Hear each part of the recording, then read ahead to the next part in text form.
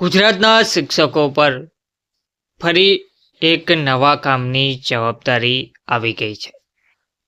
ગુજરાતના શિક્ષકોએ હવે આ કામ પણ કરવું પડશે.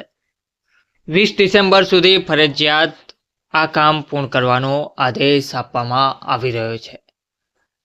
નમસ્કાર મિત્રો, સ્વાગત છે તમારું અમારી યુટ્યુબ ચેનલમાં. તો મિત્રો, મળતી માહિતી અનુસાર ગુજરાતના શિક્ષકો પર ફરી એકવાર નવા કામની જવાબદારી થોપવામાં આવી છે. 20 ડિસેમ્બર સુધીમાં આ કામ તેમને ફરજિયાત પૂર્ણ કરવાનો આદેશ પણ આપી દેવાના આવ્યો છે.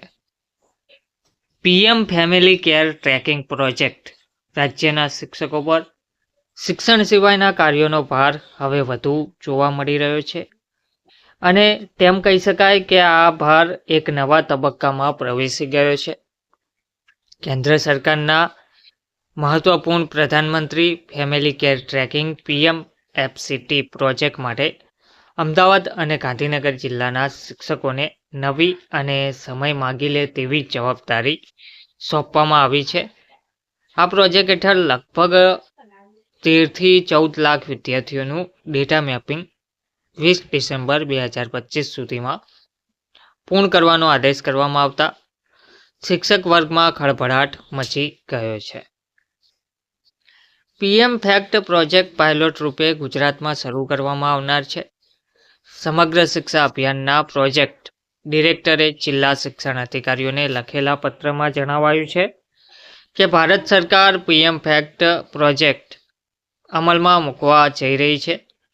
આ પ્રોજેક્ટનો જે મુખ્ય ઉદ્દેશ્ય છે તે છે બાળકના જન્મથી લઈને કિશોરાવસ્થા સુધીના આરોગ્ય, પોષણ અને સામાજિક સુરક્ષા સંબંધિત તમામ ડેટાનો એક જ પ્રવેશ બિંદુ સિંગલ એન્ટ્રી તૈયાર કરવાનો છે.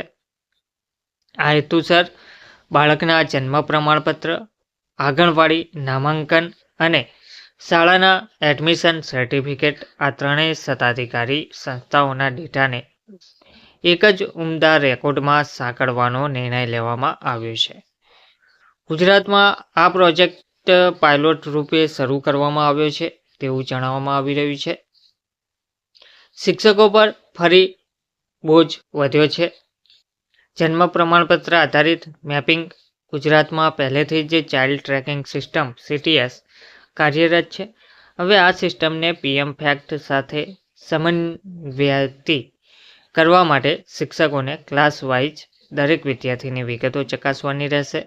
શિક્ષકોને ફરજ સોંપવામાં આવી છે કે તેઓ વિદ્યાર્થીના જન્મના પ્રમાણપત્રમાં દર્શાવેલી તમામ વિગતો જેવી કે જિલ્લો, તાલુકો, ગામ, જન્મસ્થળ, જન્મ તારીખ વગેરે શાળાના રેકોર્ડ સાથે એકસરખી ધરાવીને મેળ રાખીને મેપિંગ કરી શકે.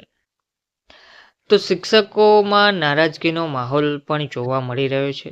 શિક્ષકો પહેલેથી જ મતદાર યાદી સુધારણા, સર્વેક્ષણ અને વિવિધ શૈક્ષણિક પ્રશાસનિક કામગીરીઓના બોજ હેઠળ જોવા મળી રહ્યું છે. તેમાં હવે પીએમ ફેક્ટ પ્રોજેક્ટનું આટલું વિશાળ મેપિંગ કામ ઉમેરાતા શિક્ષક વર્ગમાં ભારે નારાજગી અને અસંતોષ જોવા મળી રહ્યો છે.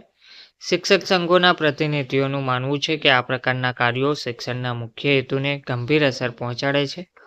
13 થી 14 લાખ બાળકોના જન્મ પ્રમાણપત્ર આધારિત ડેટાનો મેળ રાખવા માટે સમય, ડેટાની ચોકસાઈ, વાલીઓનો સહકાર અને ડિજિટલ ટેકનિકલ પ્રક્રિયાઓનું ભારણ મળીને સમગ્ર પ્રક્રિયાનું વજન સીધું શિક્ષક વર્ગ પર પડે છે. તો 20 ડિસેમ્બર સુધી કામગીરી પૂર્ણ કરવાનો પણ આદેશ આપી દેવામાં આવ્યો છે. આ આદેશ મુજબ પ્રાથમિક, ગ્રાન્ટેડ તેમજ ખાનગી શાળાઓ સહિત તમામ સંસ્થાઓને 20 ડિસેમ્બર સુધીમાં આ મેપિંગ પ્રક્રિયા પૂર્ણ કરવી પડશે. આ પ્રક્રિયા પછી ગુજરાત સરકાર પીએમ ફેક્ટ પ્રોજેક્ટ માટે જરૂરી ડેટા કેન્દ્ર સરકારને સુપરત કરશે. ટૂંકા સમયગાળામાં આટલું મોટું ડેટા મેપિંગ કાર્ય પૂર્ણ કરવું શિક્ષકો માટે એક મોટો પડકાર બની ગયો છે. તો આંગણવાડી શિક્ષકોને અને આંગણવાડીને હવે નવા કામનો બોજ આપવામાં આવ્યો છે. તે પણ 20 ડિસેમ્બર પહેલાં પૂર્ણ કરવાનો આદેશ પણ આપી દેવામાં આવી રહ્યો છે. ધન્યવાદ.